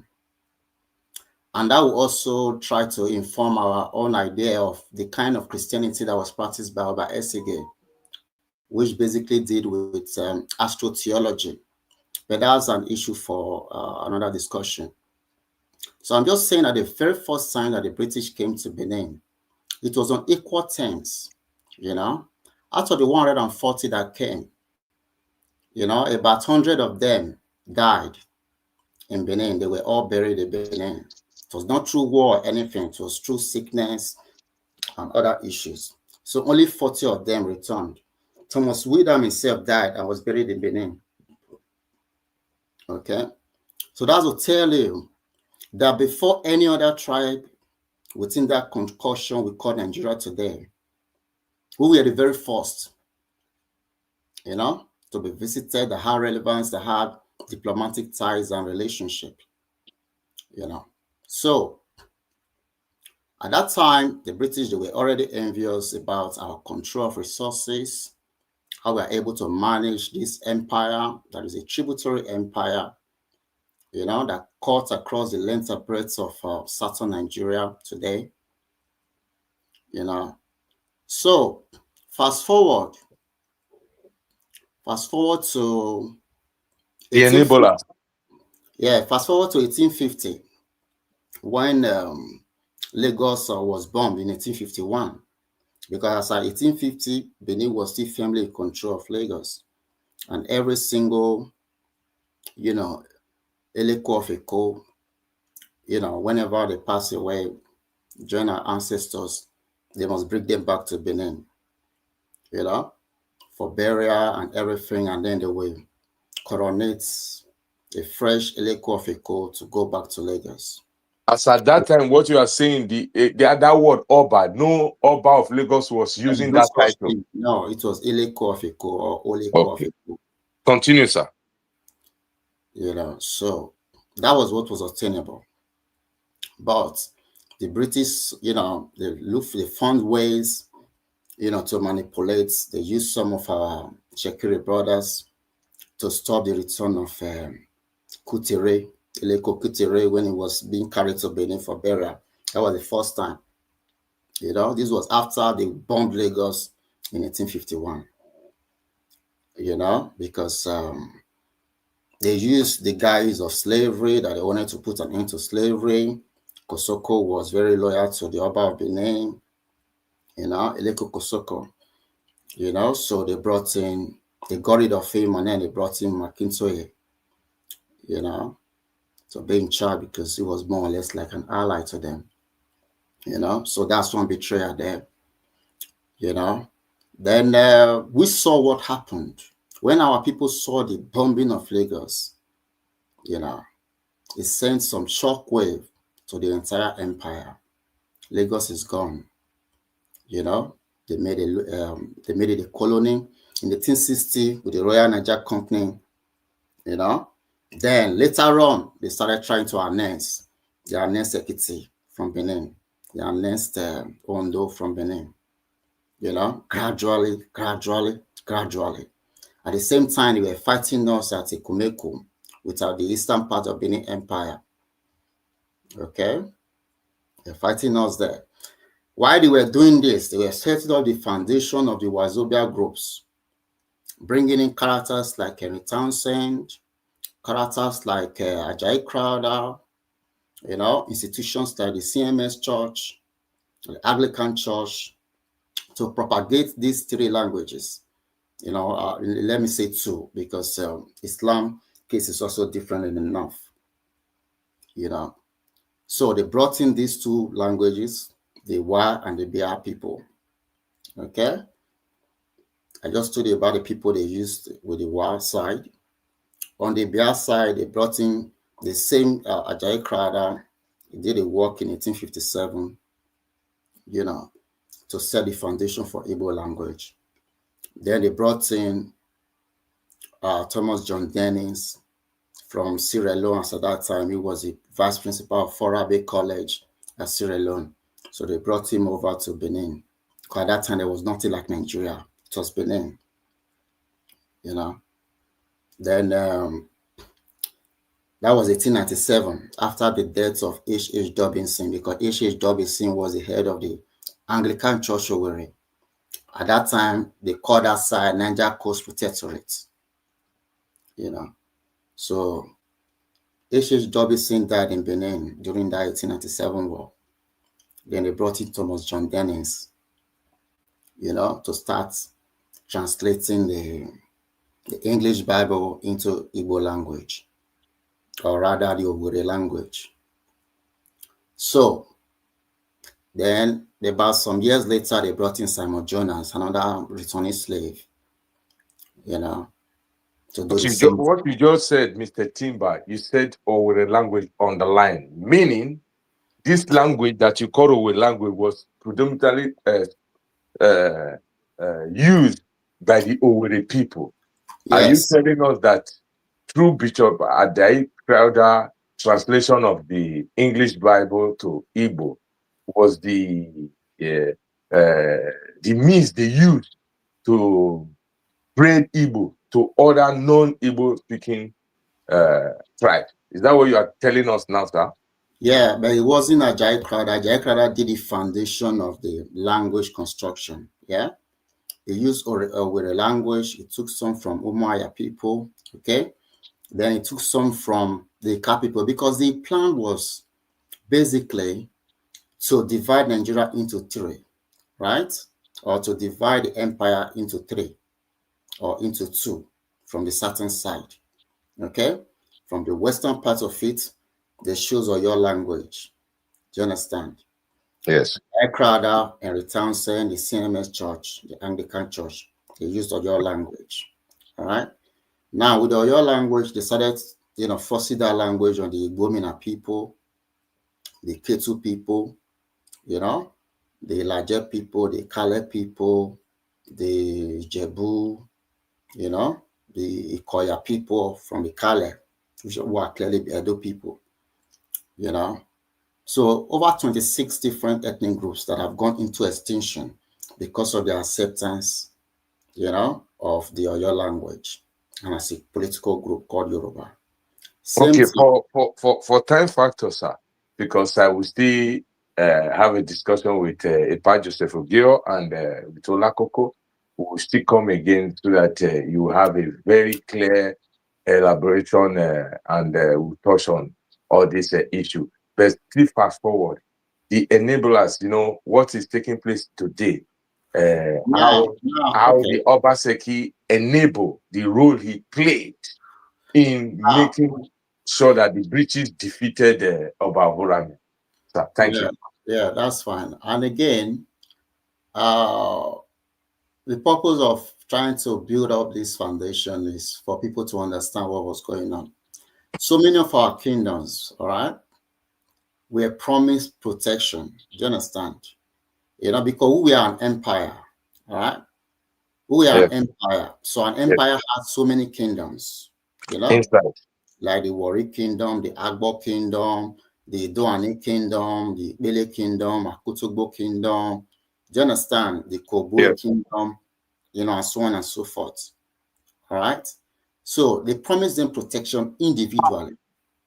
Okay? Now, because of the individual protection and treaties that were signed among them, but when it now came to the main emperor himself, he was not going to relent on things like import duties.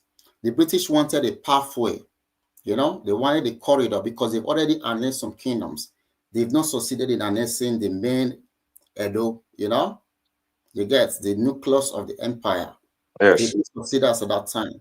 Okay, so they wanted a trade route, that will enable them to pass through these other kingdoms that have been annexed up to Lagos, so they can start taking palm oil, rubber. You understand? Because we are very good with rubber plantation. All right. So that import duties that Obavorame was collecting from various parts of the empire, he was never going to relent on that. Okay. And when the British brought the treaty. I've seen that treaty. And every time I go through my archives and look at the treaty, I'm so proud of Obavora Minogbase for not signing that treaty, for not selling us out as a people. Do you understand? Because if you look at the terms and conditions, but, you know, we have the Obaseki there, the ESL, you know, who was very, very easy to cajole and manipulate, and he supported the British, you know, not just him, even people like the Izomas at that time, you know, it did not come out for war, it did not come out for the fight. It was like Omakame, you know, you can imagine. So these are some of the things. And these people were promised, you know, heaven and earth, their children, you know. So a whole lot of things. And our Obaseki wanted to be the monarch, the Oba of Benin. That was what he wanted, you know. But thank God for Chief Pharaoh that never allowed that to happen, you know. And we had Oba Iweka II, who was eventually coronated, you know, after 17 years. Because from 1897 to 1914, that's 17 years of interregnum. And that is a testament that a stranger can never sit on that throne. You know, a stranger can never sit on that throne. Whatever happens on that throne, and with everything with our kingdom, they are all subject to Emidu. You know, it's the Emidu that is going to determine who sits, you know, or who uses any form of our cultural symbols, including our royal symbols of Adanebe. You Okay. know, so today we can see the Wazobia group trying to live. This emblem is, you know, present almost everywhere across Nigeria, across southern Nigeria. That is a testament of the empire. But because they know this truth, they are trying to take advantage. They are trying to steal it right now. You can see the owner of Ife parading with our Adanebe. That issue, we are still going to address it, you know, because in the next 50 years, they are going to try saying, oh man, so and so only used it. So what are you saying? It belongs to them, you know. So these are just some of the issues, okay? There are still plenty more to talk about, but just like you said, because of time, you know, we'll just throw that out a little bit. Thank you, guys.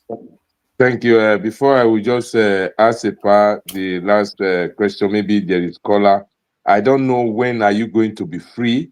There are two things me and myself and Epa Joseph Ugio and Ola Koko have been planning to do. We just forgot concerning that Oni of Ife. Epa is here. We have been planning to rebuke it, but just because of this Emowa issue, it consumed our time. We said, let us treat this urgent matter first. So I don't know when you are on here as I'm asking. I don't know when you are going to be free to join so that we will do it combined. We will touch you and Epa, you know, you will touch on the issue of concerning that Ada and Ebe, which Oni of Ife is trying to parade. And at the same time also use the opportunity to finish what you were discussing today, you know, the teaching how we were losing our kingdom inside the empire gradually till the capital city, so that people will really understand what really take place, what happened, and what we have been saying in social media. It is not lie, it is fact that a lot of people are trying to use politics, you know, to cover the real truth, because when the truth come out, the palace will be people will stand for the palace and stand for things that have to do with Benin Kingdom. So please, I don't know when you are going to have time that we do it, because people have been asking Olakoko and asking me and Mavepa, Maviata. So you're on here. When do you think would be okay so that our people can take time, buy their popcorn to come and listen to this pure history? Because you are well verse in date and time and when it happened, and names of those people also, which is very, very important. The people can easily make reference, because I've forgotten some of those names of the white men.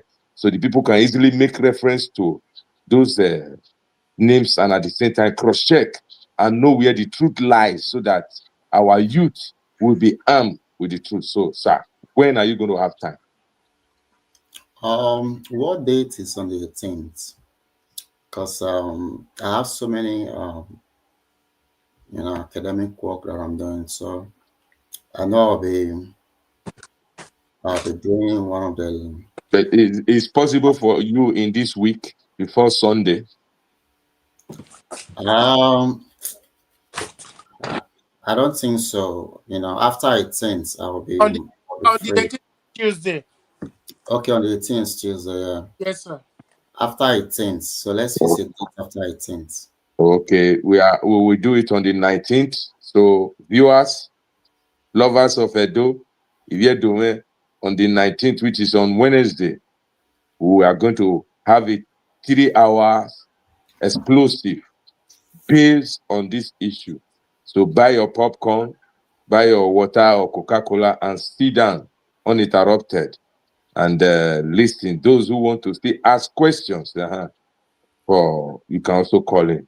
So as at now, Ola Coco, if there's any caller, we can calls we can receive.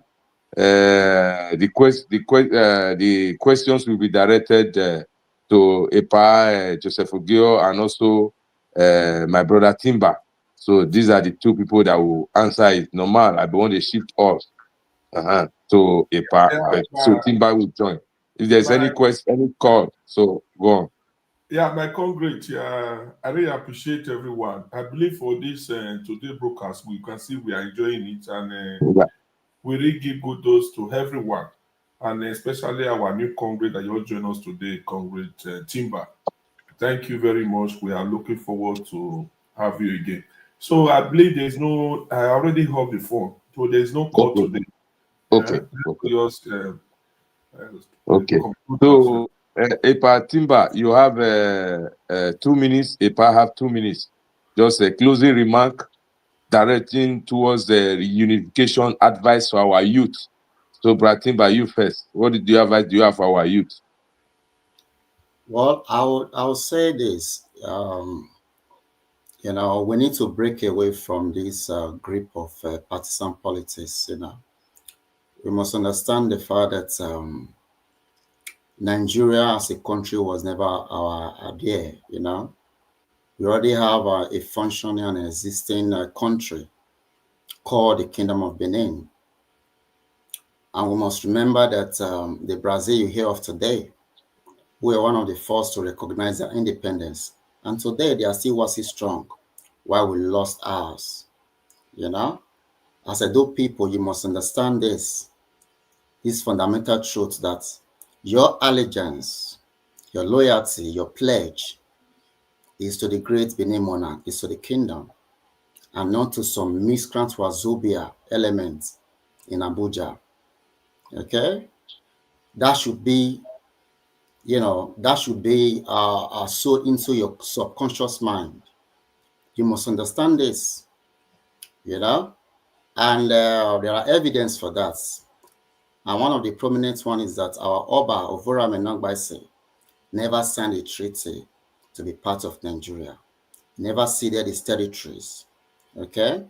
And you must know that the more you accept the dictates, of these politicians who are, essentially the custodians put in place by the British to make sure that we never grow.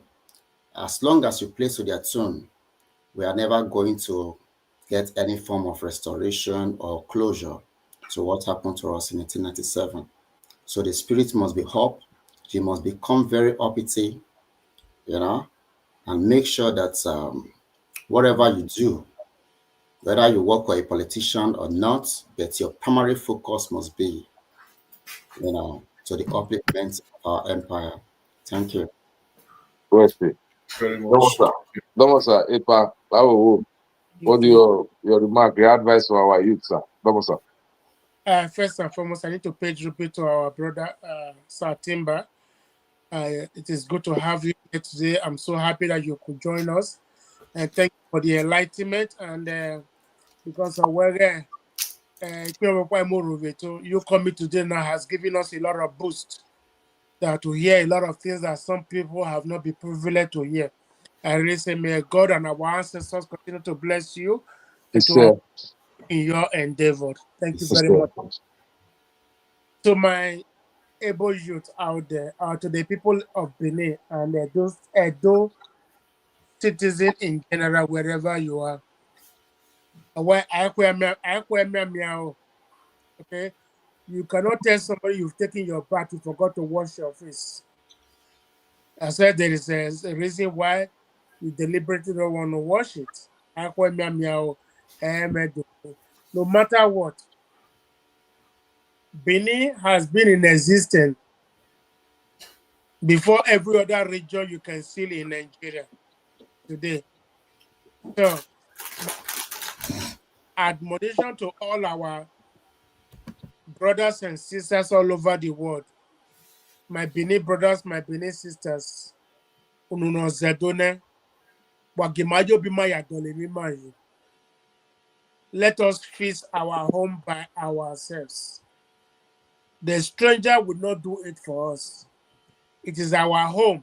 Let us rebuild it. Just as Nehemiah heard that the wall of Jerusalem had been broken down, and he went and took some of his brethren, they rebuilt the wall. Even while you are building it, there are some people that will say, oh, if you try it, you're going to be arrested by the Nigerian government. Well, before Nigeria came, Benin Kingdom was already in existence. Okay, so let us rebuild our home. We are not a part of Nigeria. That's why they call it Wazobia. The Igbos, the Yorubas, and the Hausas are the custodians of Nigeria. Benin Kingdom were never added to it. So if the British has want Nigeria to function as a country, they would have added Benin people to it. But because they don't want it to function as a country, and that is the same reason it's not functioning today. Since 1914, when it was amalgamated and created in 1960, Nigeria have never seen the light of the day. They have so much, but they are languishing in abject poverty. Why? Because the foundation is faulty. Because Nigeria is built on top of Benin Kingdom. So let us rebuild our home. Let us rebuild our home. It's never too late. Let us do it together. And may our ancestors give us the grace to work together in unity to rebuild Benin Kingdom. Obaga Tokbe is Yes, sir. Obaga Tokbe is Yes, sir. Obaga So, Tokbe is Ola Koko, thank you.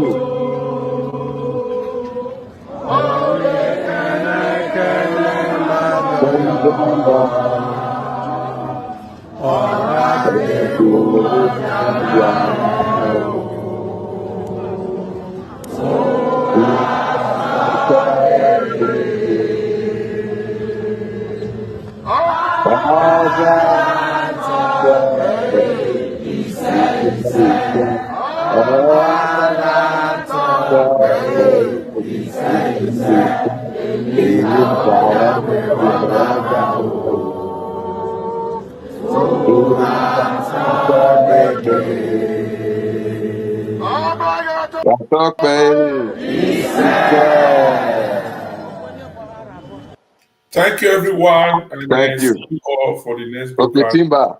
Epale, Kinwe. Dosa. very much. Ajomo. Thank you, Ola Koko. Yeah, God bless you. bless you too. Ọmọ Thank wa you, yà wà Timba. pé ó wí ẹ o, ẹ jẹ́ kẹ́ Good way.